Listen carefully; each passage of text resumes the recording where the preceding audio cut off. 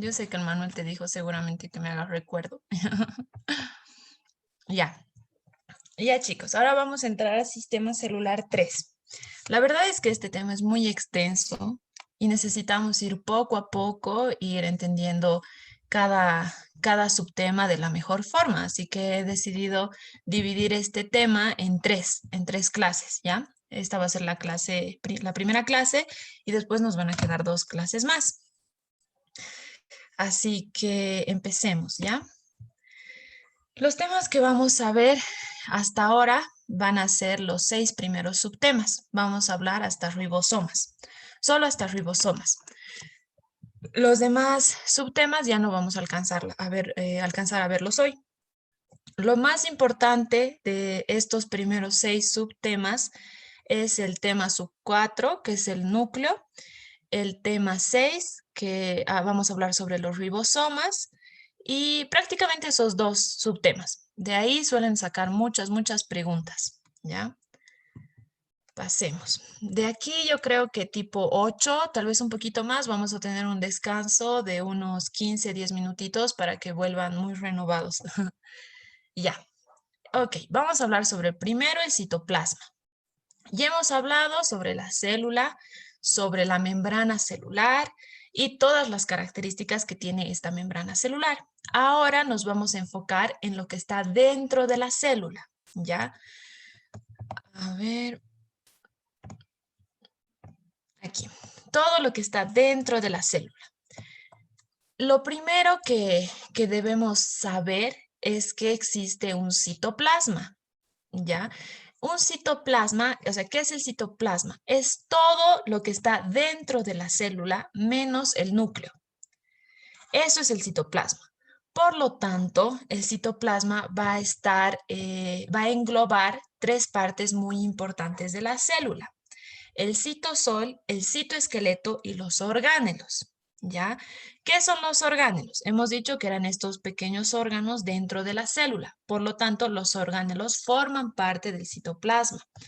También va a englobar el citoesqueleto. El citoesqueleto es el esqueleto de las células, de la célula que va a estar formado por filamentos. Ya vamos a ver más adelante. Y también va a englobar el citosol. El citosol es todo el espacio que está alrededor de los orgánelos, ¿ya? Por lo tanto, la mayoría se equivoca o sea, se confunde entre citoplasma y citosol. Piensan que es lo mismo, pero no es lo mismo, ¿ya? Es diferente. ¿Qué es el citosol? Es todo lo que está dentro de la célula, excepto el núcleo.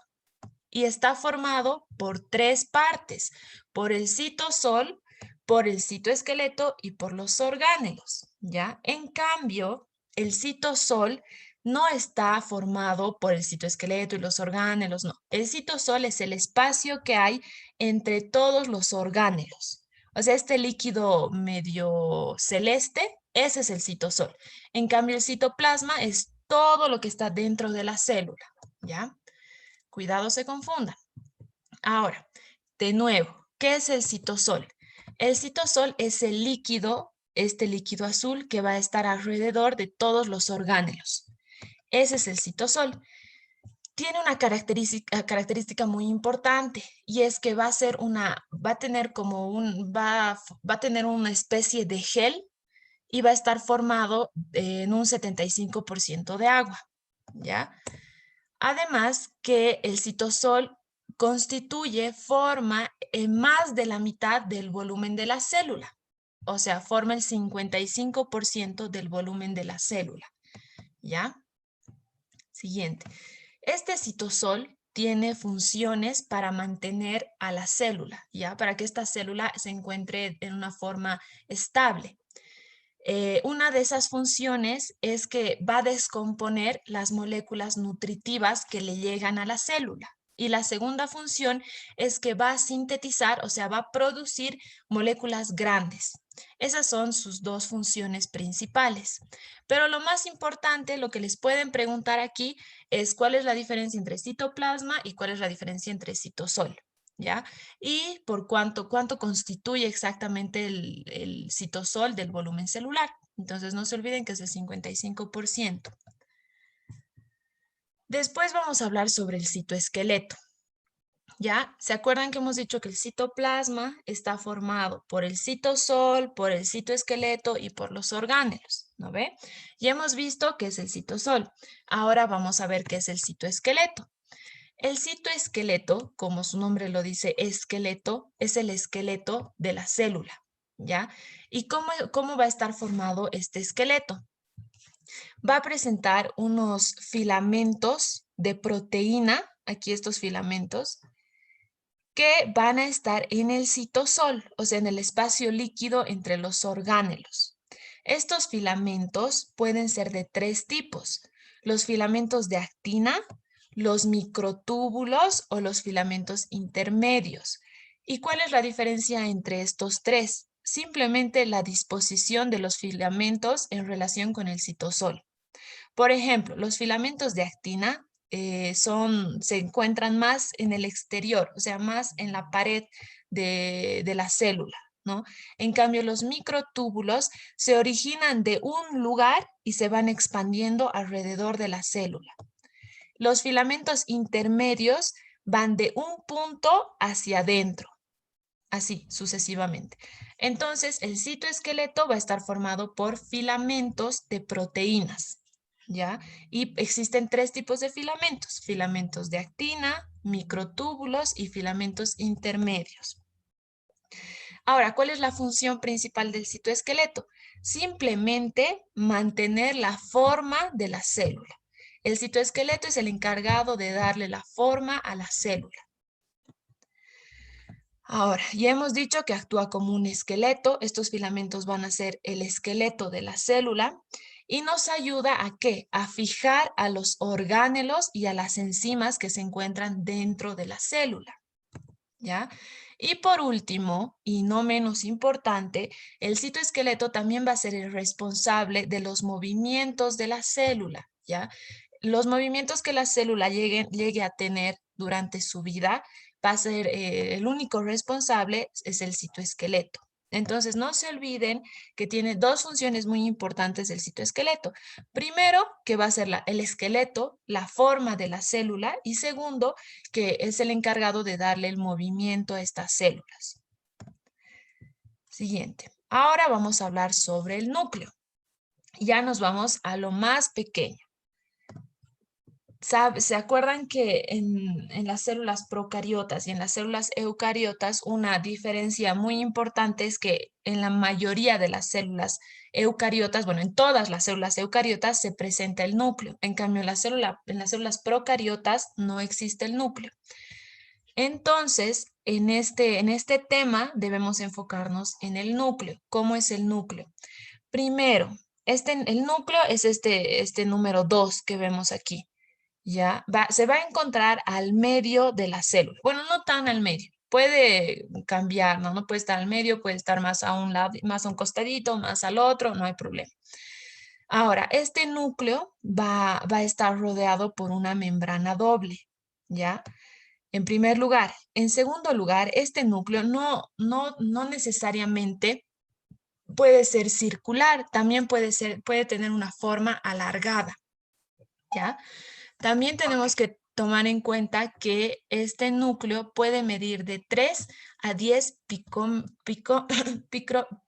picómetros de diámetro, ¿ya?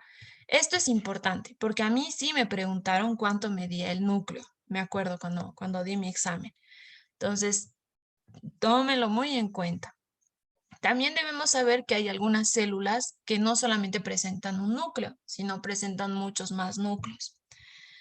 Y esto es lo más importante del núcleo. En el núcleo se va a encontrar la mayor parte del material genético, ¿ya? No va a estar todo el material genético, solo una parte.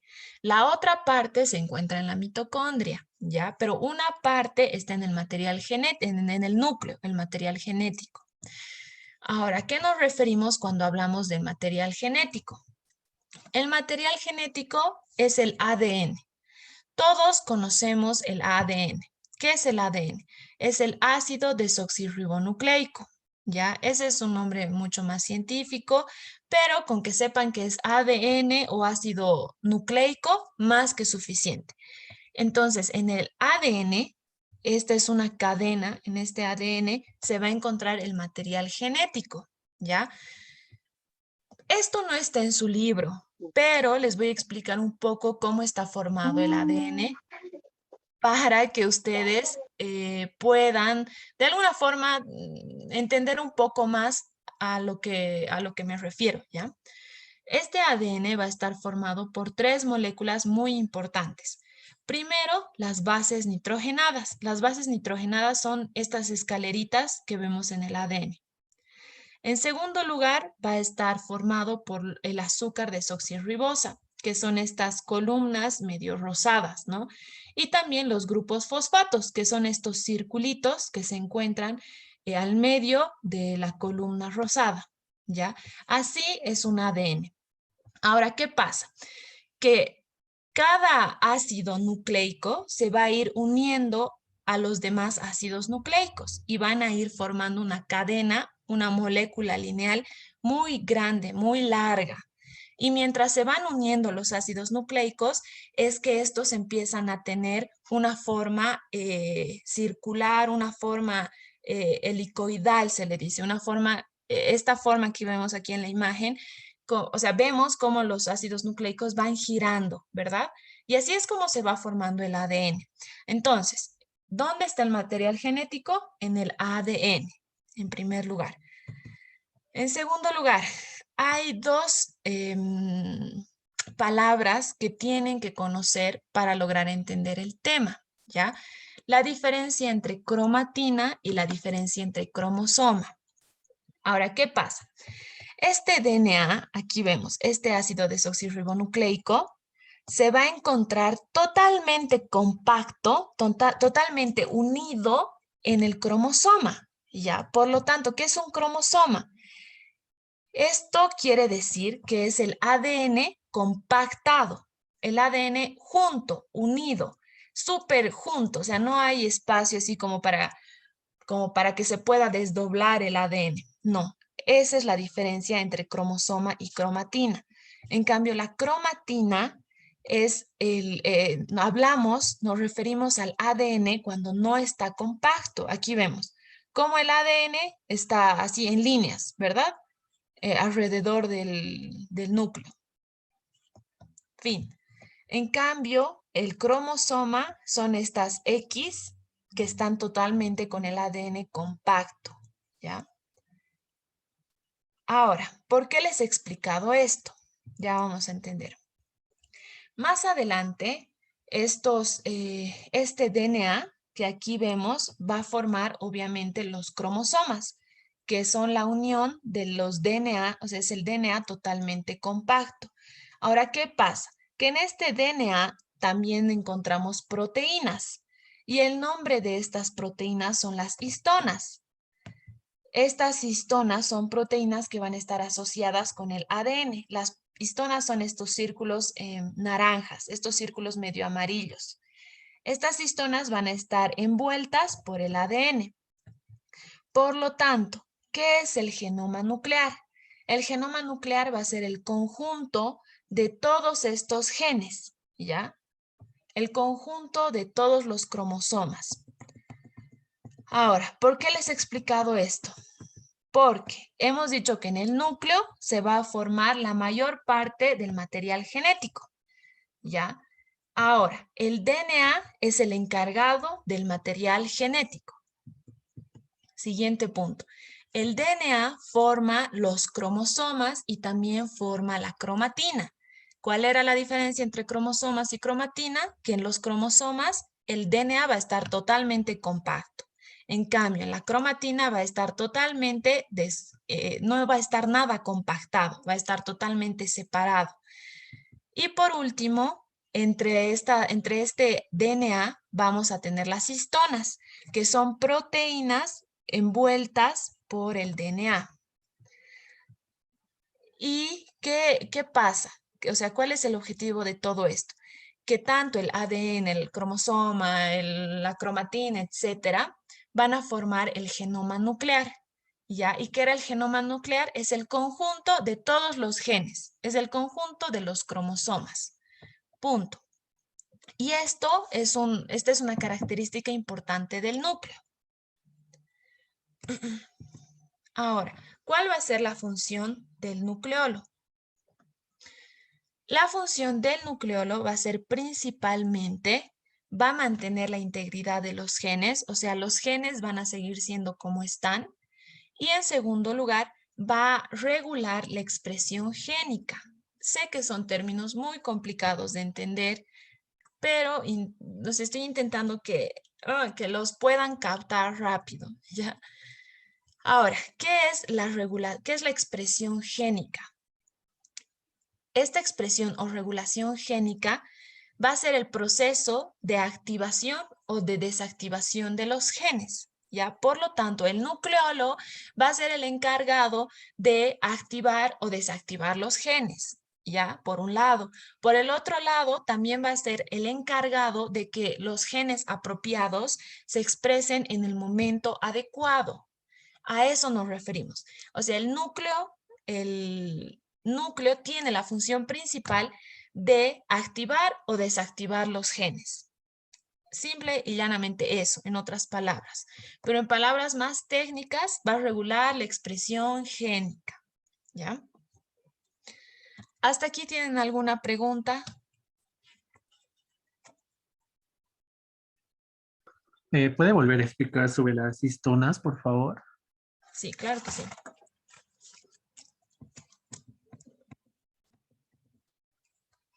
Ya. Aquí vemos cómo el DNA está en esta forma helicoidal, ¿no? Vemos que entre este DNA existen unas proteínas y estas proteínas son llamadas histonas. Son las proteínas asociadas al DNA, ¿ya? Y por lo tanto, todo este DNA ya compacto con las histonas, que son las proteínas, llegan a formar los cromosomas. Y que por lo tanto, ¿qué es el genoma nuclear? Es el conjunto de estos cromosomas o de estos genes. ¿Algo así? ¿Entendiste o busco otra forma? Sí, ahora sí, gracias. No te preocupes. ¿Alguna otra pregunta? ¿Han entendido hasta aquí?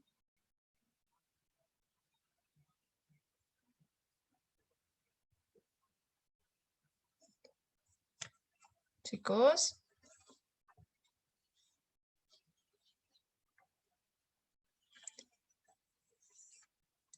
Bueno. Ahora vamos a hablar sobre la membrana nuclear, ¿ya?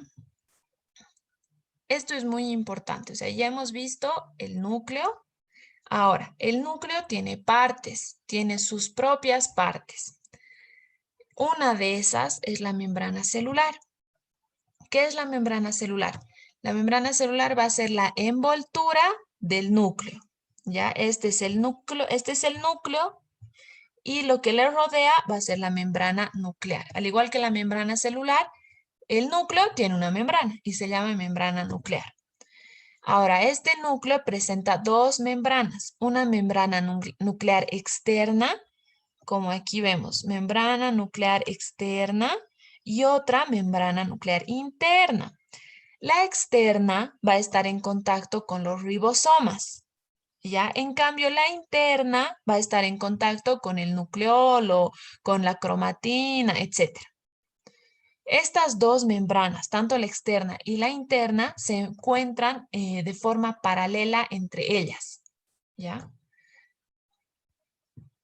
Ahora, se continúa.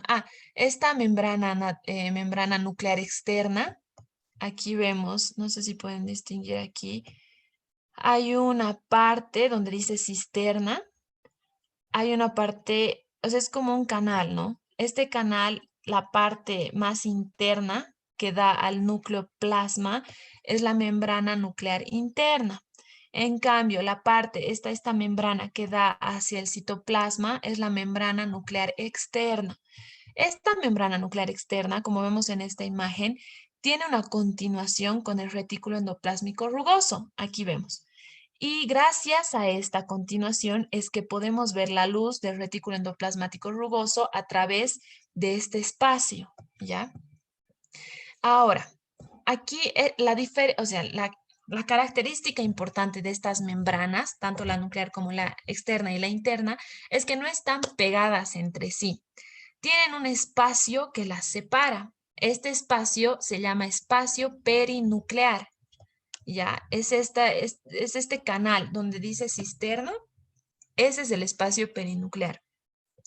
Ahora, este espacio mide de 10 a 30 nanómetros. Esto igual es muy importante que sepan, que se acuerden estos números. Pueden preguntarles.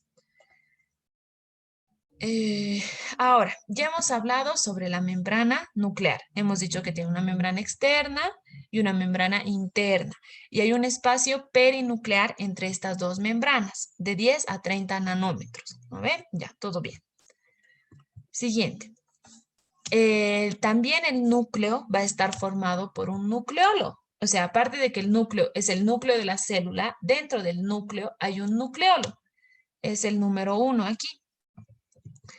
Ahora, ¿cuál es una de las funciones del nucleolo? El nucleolo se va a encargar de la formación de ribosomas, ¿ya? En primer lugar, pueden existir uno o más nucleolos dentro de una célula. No es necesario que exista solamente uno, pueden haber más.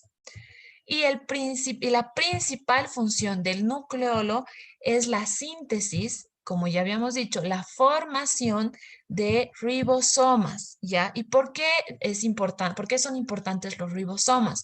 Porque gracias a los ribosomas es que las proteínas se van a sintetizar, se va a producir las proteínas, ¿ya? Así, por lo tanto, va a estar relacionado con la síntesis de proteínas. Entonces, ¿qué quiero que se acuerden? Que puede haber uno o más nucleolos, uno. Y dos, que la función principal del nucleolo es producir ribosomas. ¿Y cuál es la función de los ribosomas? Sintetizar proteínas. ¿Ya? Siguiente. Ahora, la tercera parte del núcleo son los poros nucleares. ¿Ya? Esto aquí sí necesito que me presten mucha atención. Los poros nucleares, como vemos en la imagen, aquí recordemos que aquí está la membrana nuclear. Vemos la membrana nuclear externa y vemos a este lado la membrana nuclear interna. Entre estas dos membranas existen poros nucleares. Así como en la membrana celular, habían espacios por donde tenían que pasar las moléculas dentro de la célula o ser expulsadas de la célula, lo mismo pasa con el núcleo, ¿ya? Estos poros nucleares van a ser los canales entre el nucleolo, o sea, lo que está dentro del núcleo y lo que está fuera del núcleo. Ahora, son canales, como vemos aquí, acuosos y van a atravesar las membranas, ¿ya? Estos poros nucleares van a estar formados por nucleoporinas. ¿Qué son las nucleoporinas? Son proteínas de los poros nucleares. Todo esto es una nucleoporina, ¿ya? Estos filamentos, estas cositas de color amarillo, naranja, las cositas verdes, todo esto es una nucleoporina, ¿ya? ¿Cuánto pesan estas nucleoporinas? Son como las proteínas que transportaban en la membrana celular, por así decirlo, ¿ya?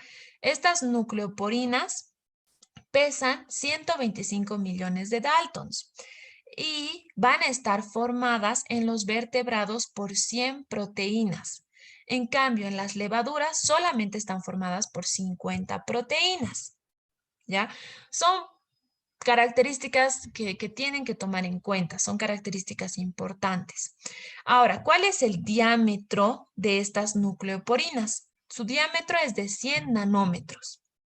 No 1000, no 10, no 1.000.000, nada. Su diámetro es 100 nanómetros. ¿Ya? Ahora, los mamíferos presentan entre 3.000 y 4.000 poros nucleares, ¿ya? A ver, cada poro estaba formado por 100 proteínas en los vertebrados, ¿verdad? En los mamíferos, o sea, los mamíferos presentan de 3.000 a 4.000 poros. ¿Ya? Ahora, aquí como vemos en la imagen, las moléculas pequeñas son hidrosolubles, por lo tanto simplemente pasan a través de estos poros. En cambio, las moléculas grandes necesitan un tipo de transporte de forma activa, o sea, necesitan energía. Y aquí, la verdad es que en su libro no especifica, pero aquí van a hablar sobre las importinas y las exportinas, pero no es necesario que lo sepan. Yo creo que los voy a confundir mucho más con eso. Simplemente que sepan que las moléculas pequeñas pasan sin ningún problema. En cambio, las moléculas grandes tienen que pasar de forma activa. ¿Qué quiere decir eso? Que necesitan energía. Ahora sí vamos a poner más atención. Este poro nuclear está formado por 3 componentes, principalmente, ¿ya? El primer componente, o sea, yo quiero que se imaginen esto como el poro nuclear. Aquí vemos en la imagen que dice membrana externa, membrana nuclear externa. Aquí vemos la membrana nuclear interna, ¿ya? Lo primero que tenemos que saber es que existe un anillo, o sea, el poro nuclear va a estar formado por un anillo simétrico octal. Aquí vemos un anillo y si contamos estos círculos son 8. ¿Y dónde se encuentra este anillo? Se va a encontrar entre la membrana externa y la membrana interna, al medio de las dos. Después, ¿qué más tenemos? El poro nuclear va a estar formado también por una cesta nuclear. Y de verdad se parece a una cesta.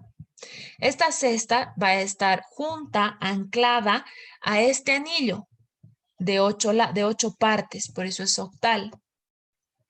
Y se va a extender, va a ver hacia el núcleo plasma, ¿ya? O sea, el plasma del núcleo, no hacia afuera. Y el tercer componente son las extensiones filamentosas, estos filamentos citoplásmicos o citoplasmáticos. Estos filamentos van a estar proyectados en el citoplasma, hacia el citoplasma. ¿Ya? La cesta nuclear, así como su nombre dice nuclear, va a estar proyectada hacia el núcleo. En cambio, los filamentos citoplásmicos van a estar proyectados hacia el citoplasma. O sea, fuera del núcleo y esta cesta nuclear dentro del núcleo. Hasta aquí, ¿alguna pregunta? ¿Les gustaría que vuelva a repetir algo? ¿Me han entendido?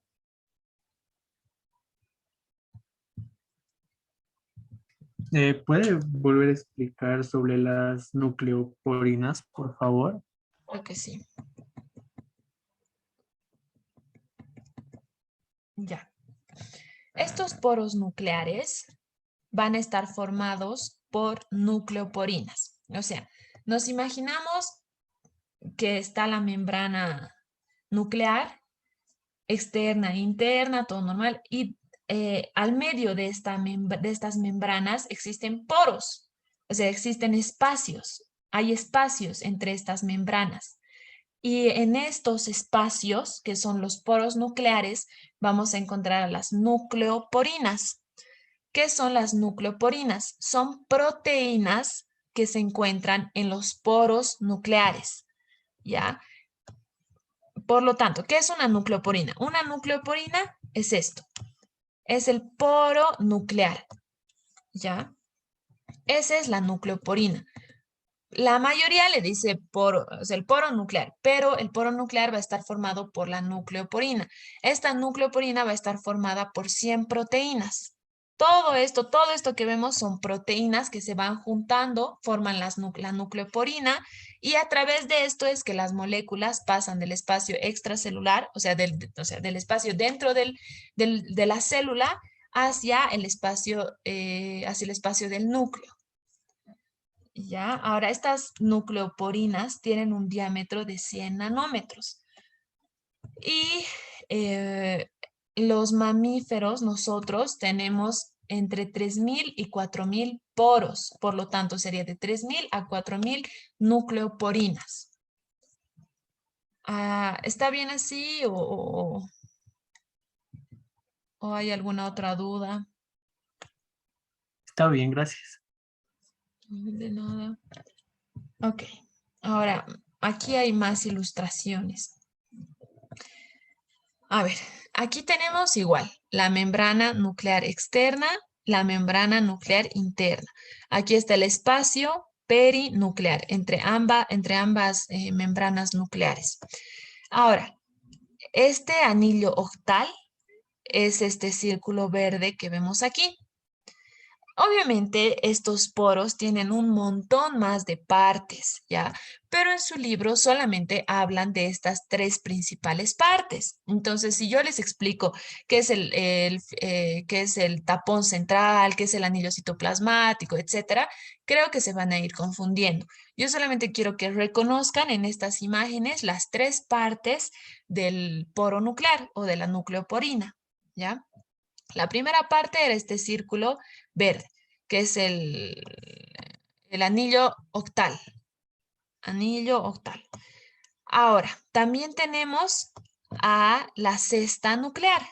Esta cesta nuclear va a estar unida a este anillo y y va a ver hacia el núcleo, hacia aquí abajo que está el núcleo.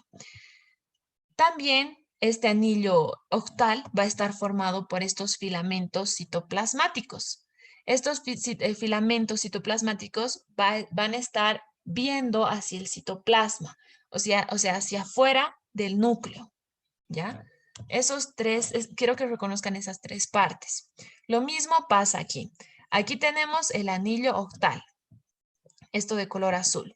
Tenemos a la cesta nuclear que mira hacia el núcleo y tenemos los filamentos citoplasmáticos que miran hacia el citoplasma. Estos filamentos citoplasmáticos son los encargados de sujetar a las moléculas y introducirlas por este anillo nuclear y a través de la cesta expulsar hacia el núcleo las moléculas. Más o menos así funciona. ¿Hay alguna pregunta? ¿Todo está bien?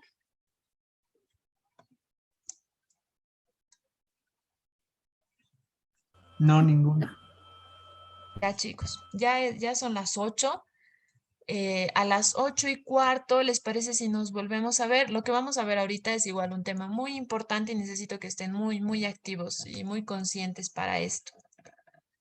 Así que 8:15, por favor, unos 10 minutitos de descanso y volvemos. Y ya, ahora sí. Ya. Ahora, los orgánulos también son llamados orgánulos, ya son pequeños órganos dentro de la célula.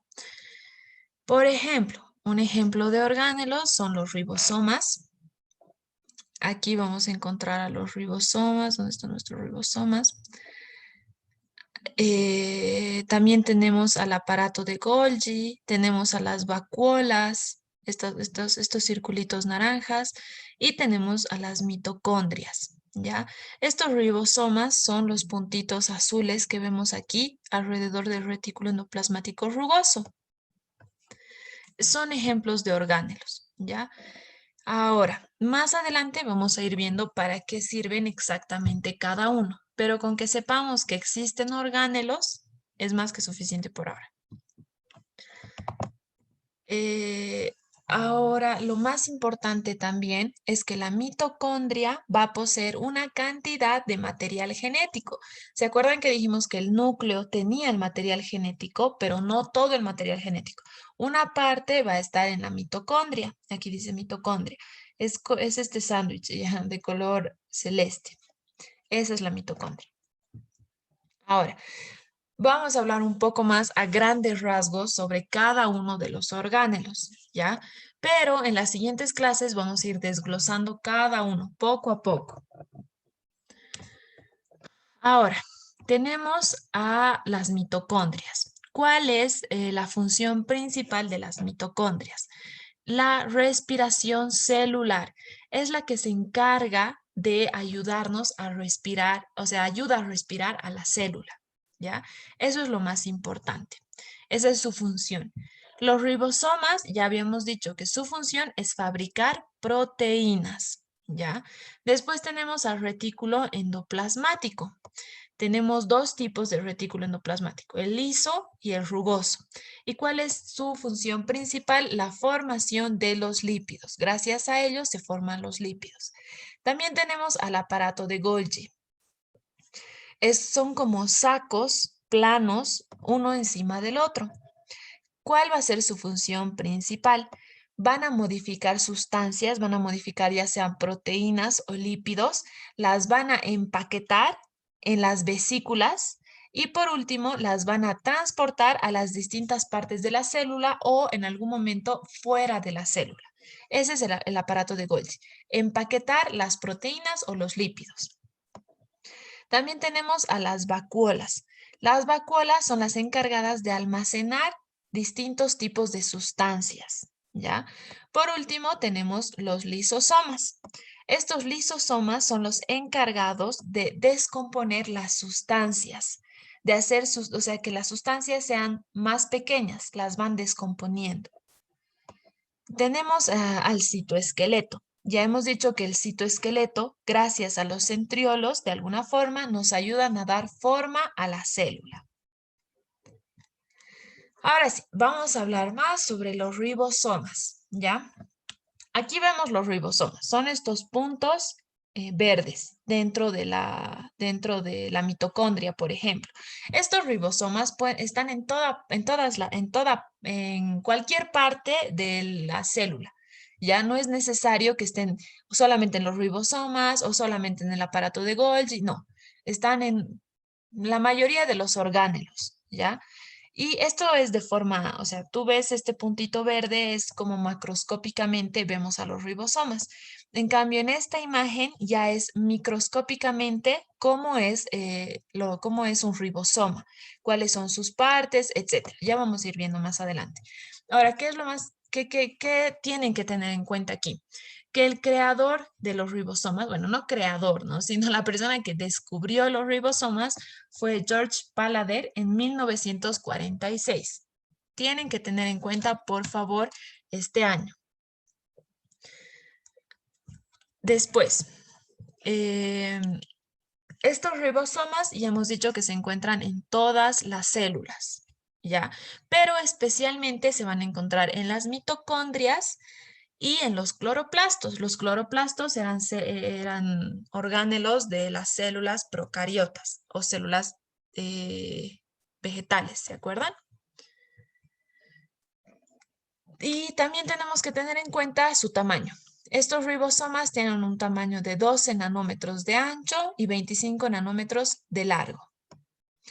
12 de ancho y 25 nanómetros de largo. Ahora, hemos dicho que estos ribosomas tienen una característica muy importante y es la de, o sea, una función importante y es la de producir proteínas, formar proteínas, sintetizar proteínas, ¿ya? ¿Y cómo es que hacen esto? Esto lo hacen gracias al DNA y al RNA, ¿ya? Ahora, ¿cuál es la diferencia entre el DNA y el RNA?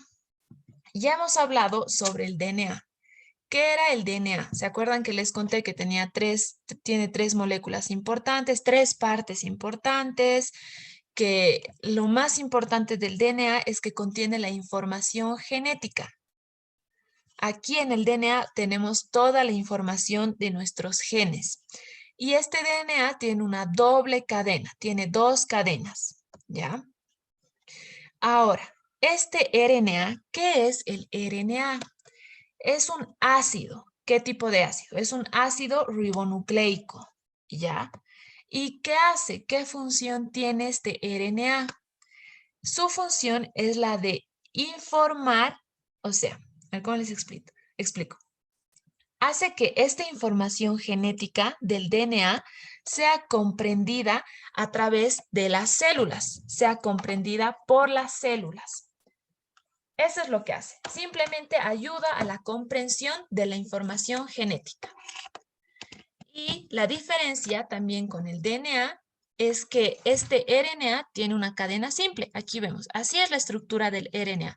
No tiene dos dos cadenas, solamente tiene una cadena.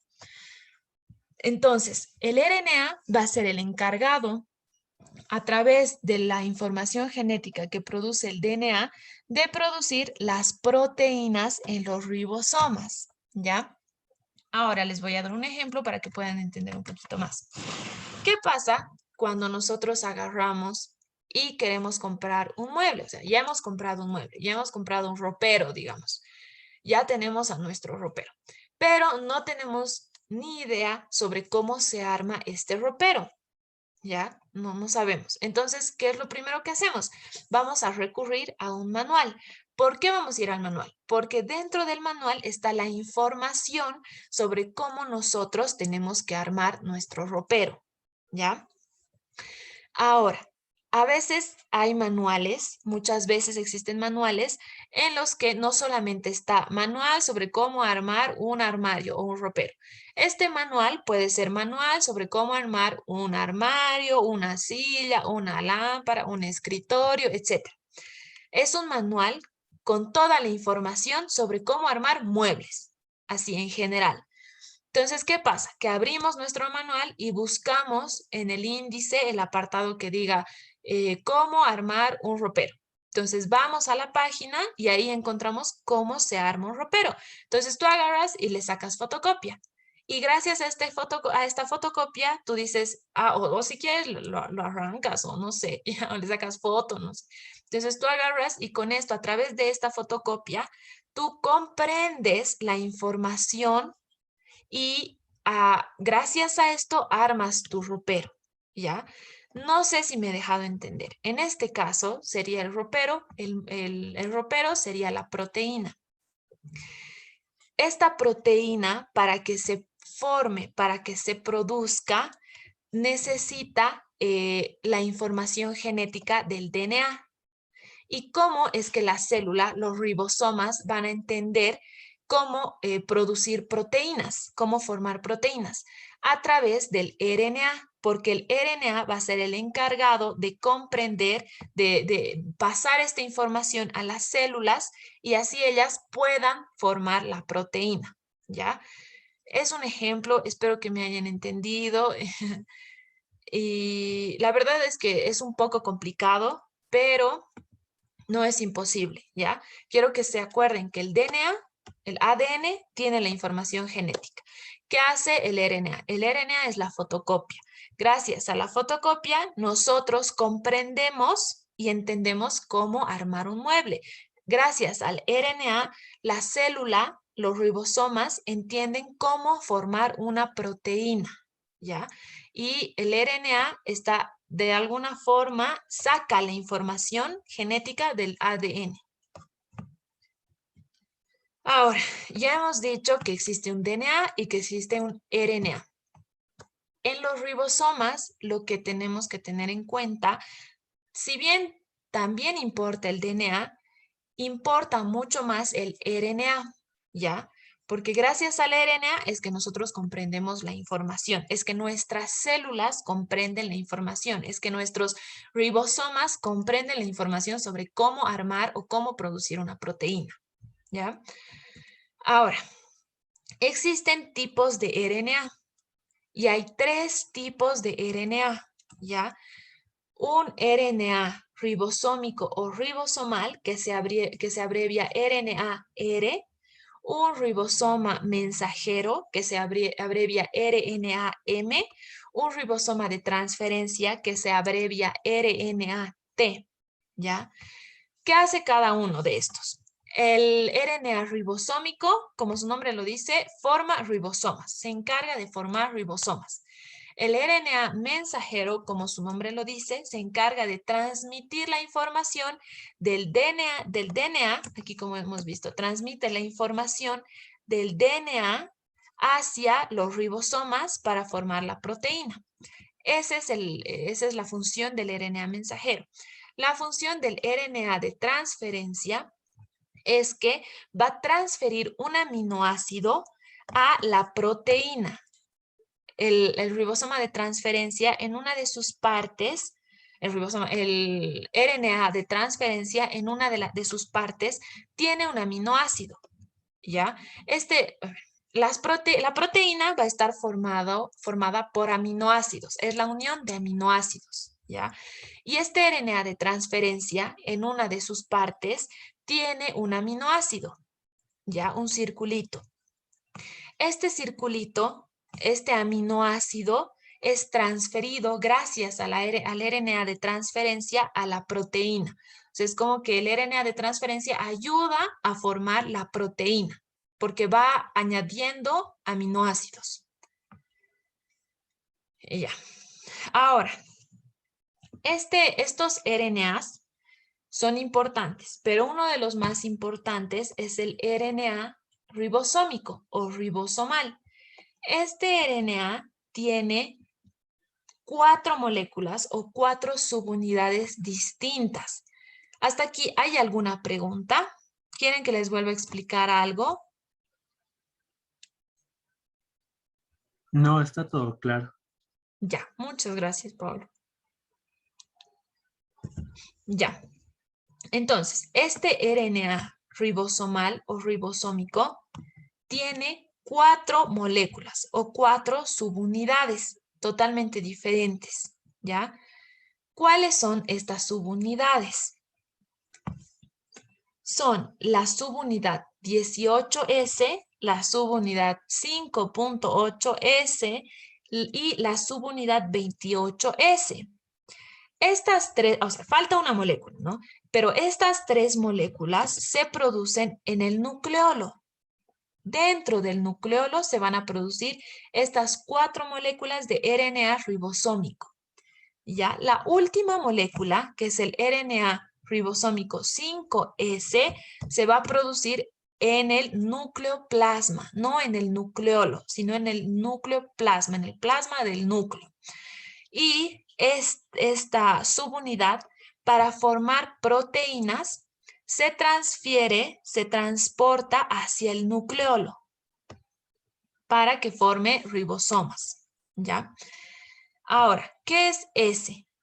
La S es Svedberg, es una unidad que nos ayuda a medir la sedimentación de una partícula o una macromolécula. O sea, es como litros, como mLs, como gramos, como miligramos. Es un tipo de unidad, ¿ya? Que nos ayuda a medir la sedimentación de esta partícula o de esta macromolécula. Sí, solamente eso. Pero tristemente estos sí tienen que saber, sí tienen que memorizar estos números, sí o sí, porque para la siguiente clase igual vamos a tener que recordar todo esto. Entonces, el RNA ribosómico tiene 4 moléculas o 4 subunidades. ¿Cuáles son sus 4 subunidades? 18S, 5.8S, 28S y 5S, ¿ya? Estas 3 unidades, la 18S, la 5.8S y la 28S, se forman en el nucleolo. En cambio, la 5S, la única, se forma en el nucleoplasma. Y como es la única, sí o sí se transporta al nucleolo después para formar ribosomas, ¿ya? Ahora, ¿qué pasa?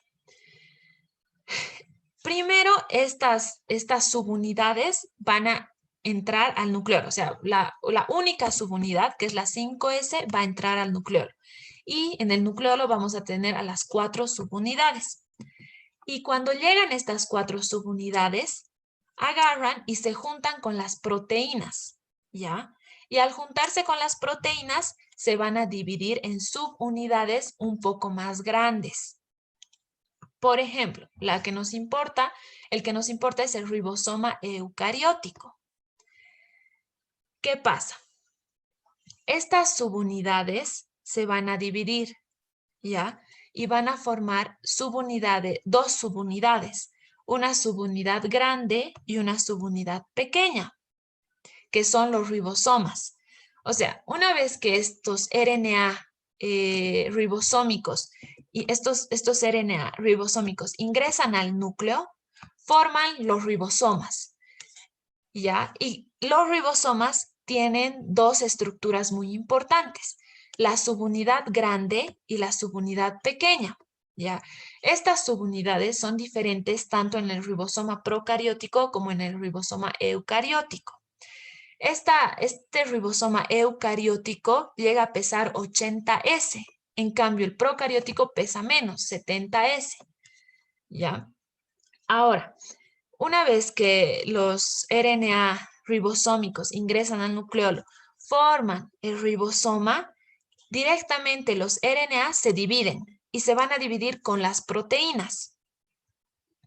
Por ejemplo, la subunidad grande va a estar formada por las 3 subunidades de RNA ribosómico. ¿Cuáles?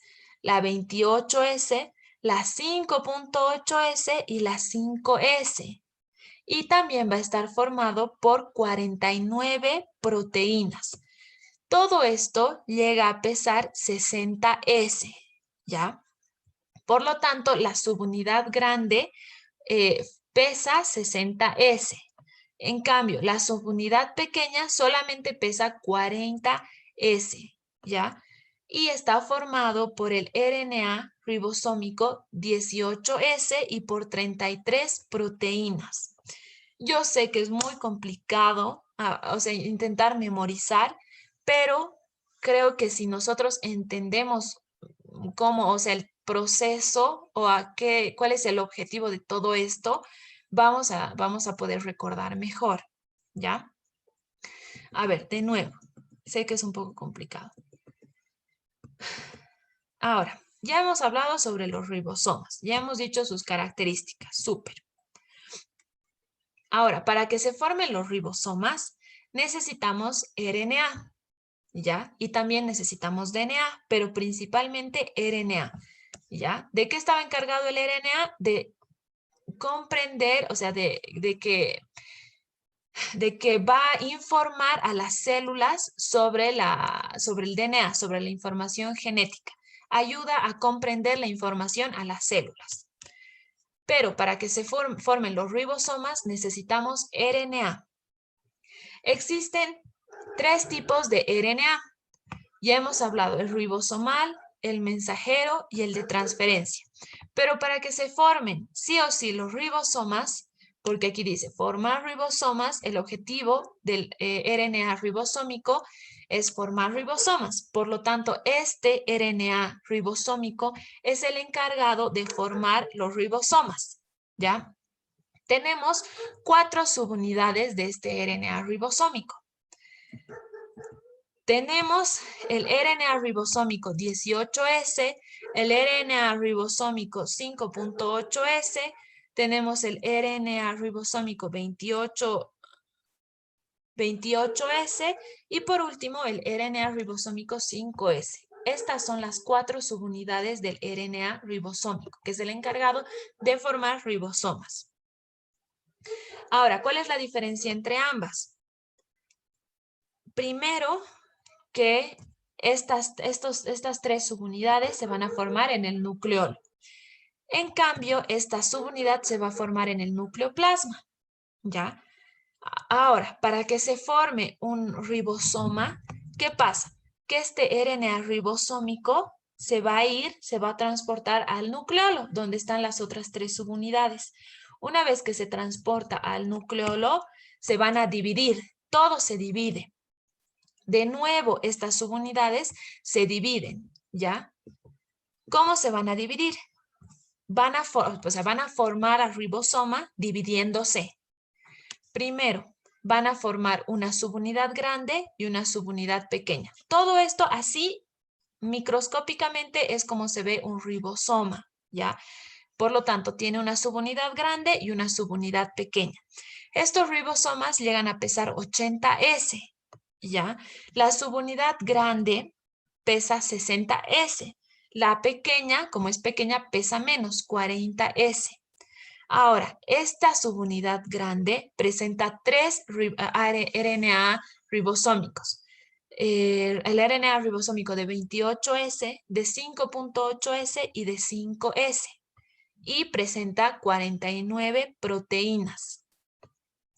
En cambio, la unidad pequeña, la subunidad pequeña, presenta solamente un RNA, que es el que pesa 18S y presenta 33 proteínas, ¿ya?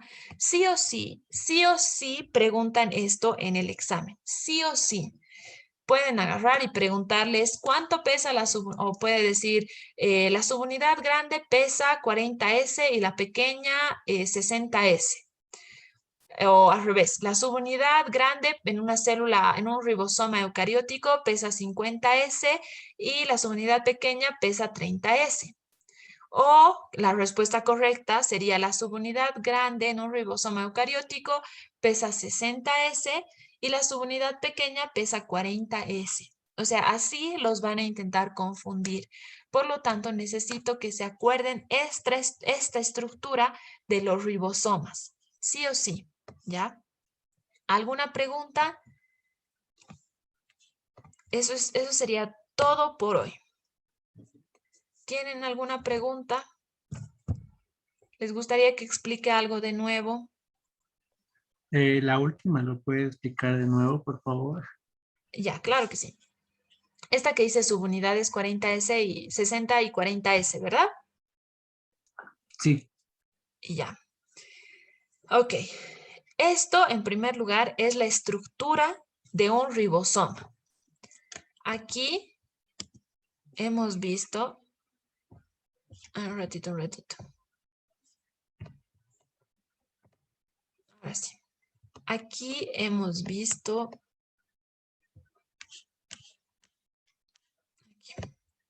Aquí hemos visto que los ribosomas se ven de forma macroscópica como estos puntitos verdes. Así son los ribosomas. Y hemos dicho que estos ribosomas se encuentran en toda la célula, pero principalmente en la mitocondria, ¿verdad? Así se ven macroscópicamente.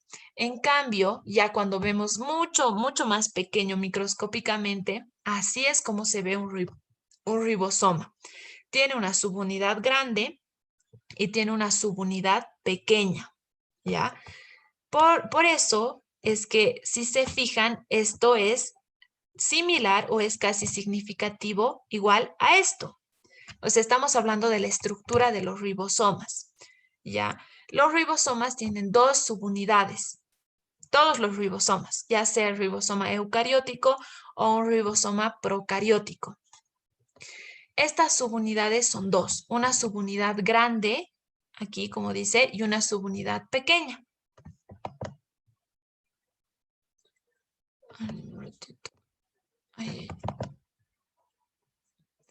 Esta subunidad grande pesa 60S.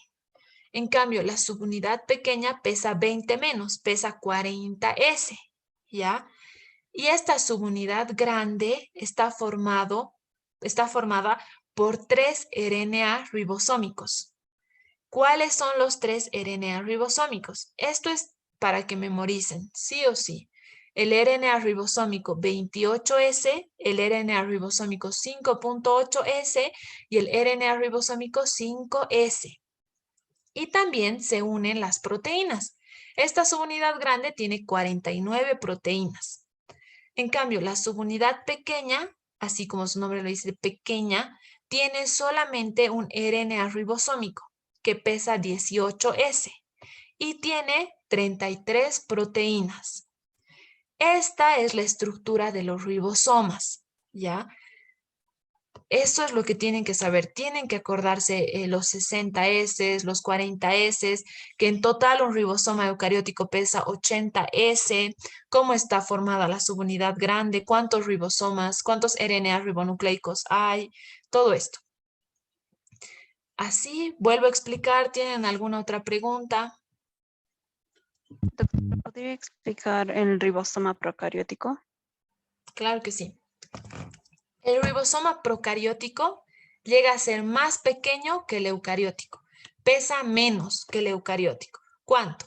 10 S menos. En total, el ribosoma procariótico pesa 70S, ¿ya? La subunidad grande presenta o pesa 50S y está formado por RNA ribosómico 23S, que pesa 23S, y el RNA ribosómico 5S.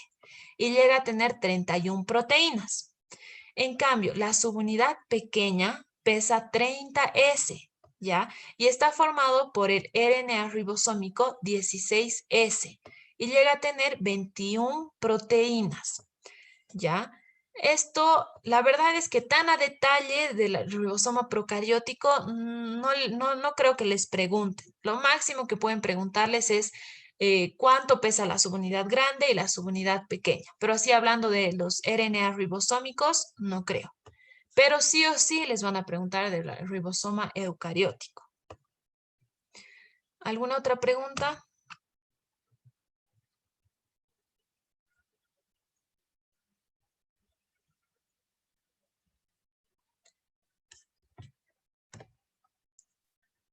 ¿Nadie tiene alguna otra pregunta?